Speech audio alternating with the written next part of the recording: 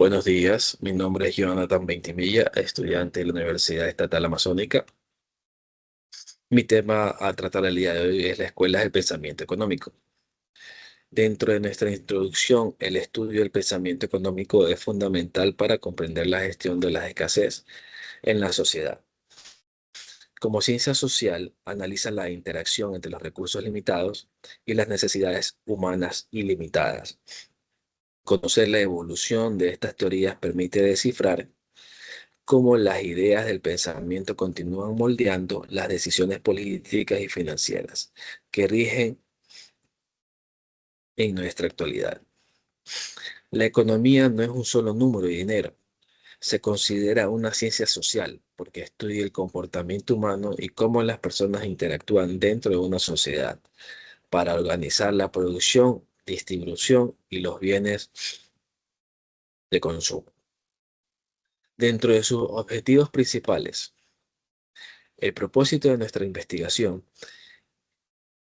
de esta presentación es analizar la evolución histórica de las principales escuelas de pensamiento económico, desde sus orígenes mercantilistas hasta las teorías contemporáneas. Se busca identificar cómo los distintos paradigmas han respondido a los desafíos de su época, estableciendo las bases conceptuales para permitir comprender el funcionamiento de los mercados y el papel del Estado en la economía global de hoy. Uno de los exponentes es Adam Smith. Consideró parte de la economía moderna. Smith sentó las bases de la escuela clásica con su obra La riqueza de las naciones. Su análisis sobre la división del trabajo, el libre mercado y la búsqueda del interés individual como motor del bienestar común revolucionó el pensamiento económico global. La escuela clásica también aparece como la mano invisible. Postula que la búsqueda del interés individual conduce de manera natural y sin necesidad de intervención estatal al bienestar colectivo.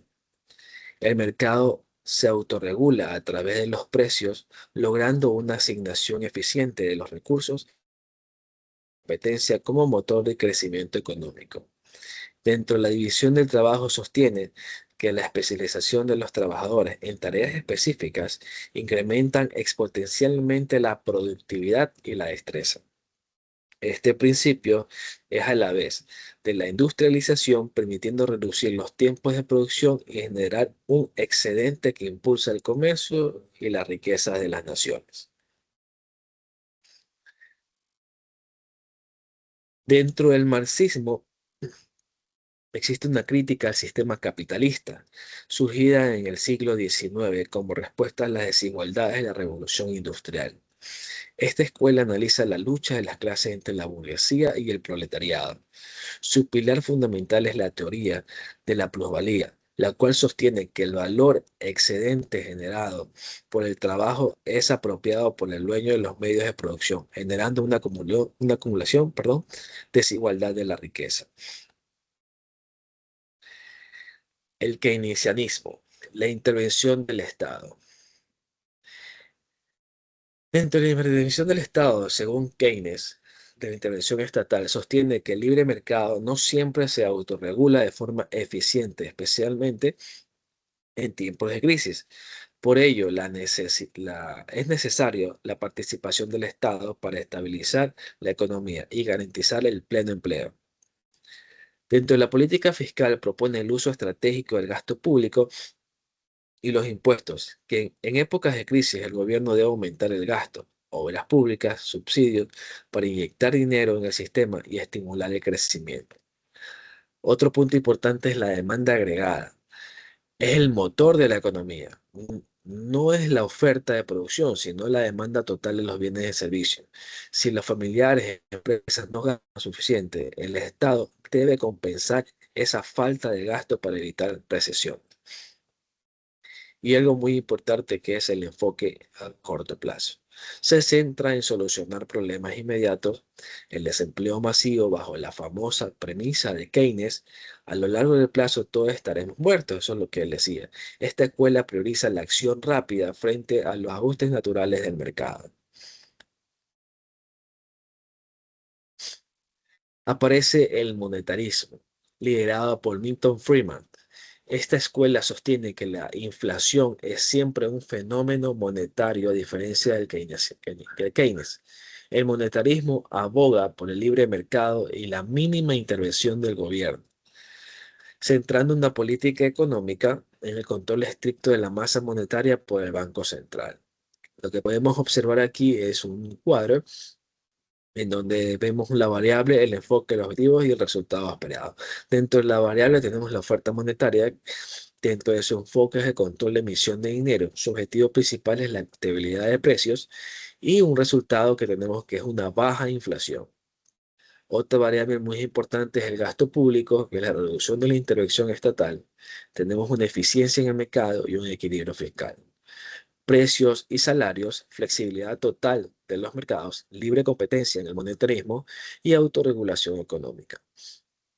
Privatización, transparencia de empresas al sector privado, reducción del déficit fiscal y mayor competitividad. Y el Estado, su rol es supervisar, no de ejecutor. Tiene una libertad económica y un crecimiento a largo plazo. Es la síntesis histórica de la evolución de las escuelas económicas. Tenemos al mercantilismo, a la escuela clásica, neoclásicos, por ende la teoría keynesiana y la síntesis moderna. Dentro del mercantilismo era de los grandes imperios, en el proteccionismo, las riquezas se medían en el oro, el Estado y controlaba el comercio exterior. Posterior a eso surgió la escuela clásica con Adam Smith. Nace la economía moderna. Se define el libre mercado, la propiedad privada y la mano invisible. Siguiente al siglo XIX aparece el marxismo y los neoclásicos. Surge la crítica del capital de Marx y simultáneamente el análisis del consumidor y el equilibrio de los mercados. Posterior a eso, en el año 1930, aparece el keynesianismo. Respuesta de una gran depresión se establece la necesidad de la intervención estatal para estimular el económico de la crisis, la economía de la crisis. Y en la actualidad, una síntesis moderna predominó el monetarismo y el modelo mixto que combinan la libertad de mercado con la regulación gubernamental. La evolución del pensamiento económico demuestra que no existe una verdad absoluta, sino respuestas adaptadas a los desafíos de cada época. Desde el rigor del libre mercado hasta las necesidades de intervención estatal, la integración de estas teorías permite a las sociedades modernas diseñar políticas más resilientes. El legado de estas escuelas es la base de nuestra comprensión actual sobre el bienestar, el crecimiento y la estabilidad global.